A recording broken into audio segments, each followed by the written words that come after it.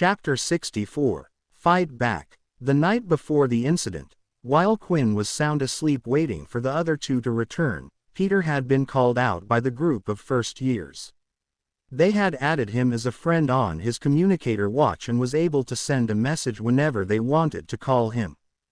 That night, they had asked to meet outside of the dorm room building. 5 of the first years were standing outside, including Earl. "So I see it looks like your friends seem to still trust you and you managed to get on their team then," Earl said as he lifted his hand to look at his watch. "Oh, I say to meet here at 8:30. It looks like you're a couple of minutes late." 2 of the first year's students then rushed over and grabbed Peter. One of them held his hand behind his back while the other held out his right hand. 2 minutes late means 2 fingers, I'm afraid. Earl then held one of Peter's fingers. "Wait, I'm sorry. I needed to be careful. I had to make sure Vorden wasn't following me as you asked." Peter cried. Fine, I'll be generous," Earl said as he pushed down and snapped Peter's finger. Before Peter could even cry out in anger, he bit his tongue for fear that they might do something much worse if someone had heard him. The others watching flinched at the sight. Although they were helping Earl, even they feared him a little. It wasn't normal for someone to be able to hurt or break someone's bones so easily like that, but Earl was able to repeatedly do it easily as if it was nothing. "We will only do 1 finger then, but you know what will happen if you're late again," Earl said as one of the first years came over and started to heal Peter's finger. As the student healed Peter's finger, he could feel Peter's body shaking. His eyes half dead. The boy wanted to say he was sorry but knew that was how the world currently was. All he had was a healing ability. He had no combat powers and had no choice but to follow those stronger than him. Otherwise, it would be him instead of Peter in this situation. "I called you out here because the general wants to have a meeting with you," Earl explained. The group of first-year students including Peter then started to escort him around the school. That's when Peter noticed that they had left the first-year campus building and had gone into the second-year buildings. Instead of going through the front entrance though, they entered through the back and took the emergency exit stairs. The walk was long but they had finally reached one of the private integration rooms for second-year students.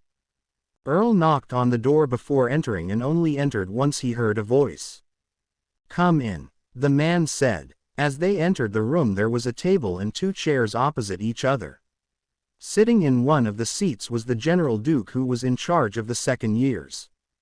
"You guys wait outside. I would like to talk with Peter on his own," Duke said.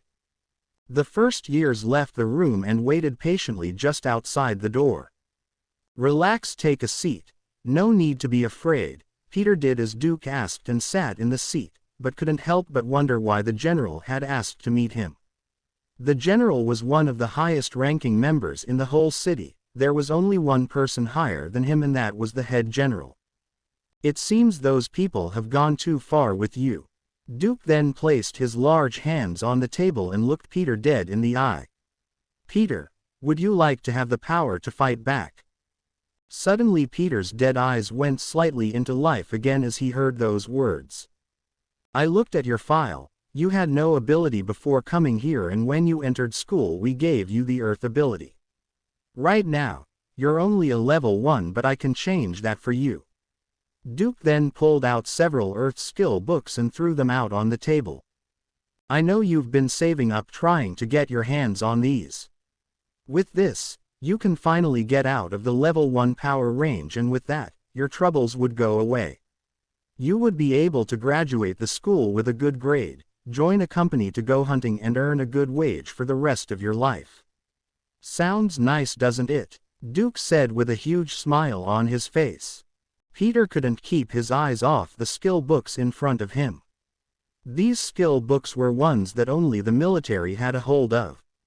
Now that Peter had the Earth ability, the only way he could improve his power was through these skill books. Then finally, he would no longer have to live his life in fear. Of course these things don't come for free, the world doesn't work like that.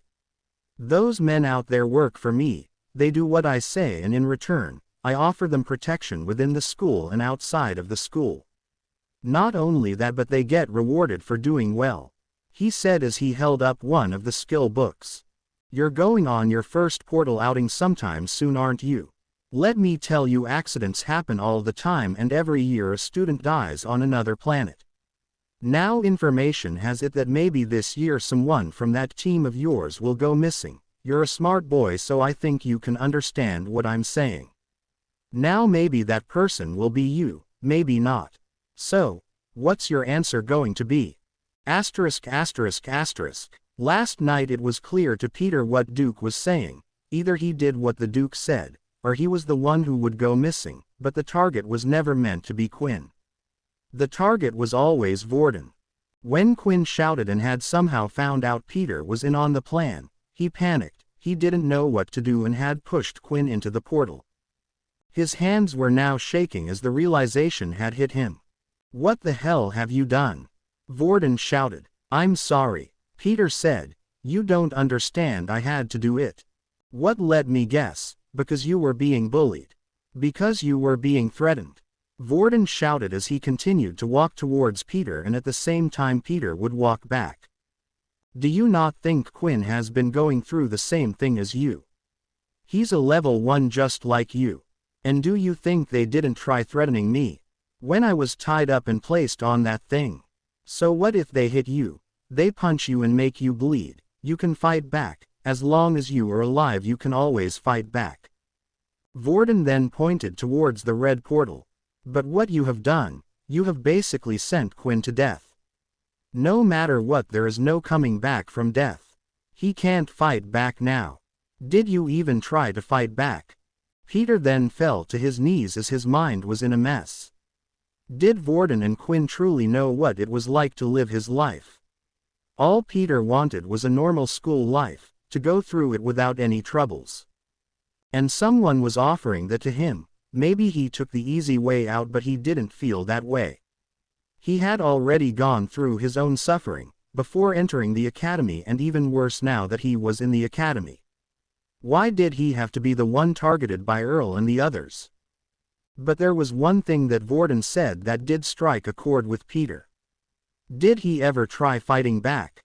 He always thought it was useless. The outcome had already been decided, so why get hurt even more? Perhaps that's what made Duke and the others think he was an easy target in the first place. Then suddenly, Vorden started grabbing his head. He started moving all over the place, swinging his head like crazy. "I can't hold him back anymore, Vorden. You have to try. If he takes over, who knows when I'll get control again." The shock is too much for him. Looking at Peter is only making his emotions stronger. As Vorden looked up, Peter could see his eyes filled with tears, sadness. Then Vorden looked towards the portal. "No, what are you thinking?" Peter shouted. Vorden then turned around and looked at Peter. "Peter, this is for your own sake, but you better hope I don't come back out here alive."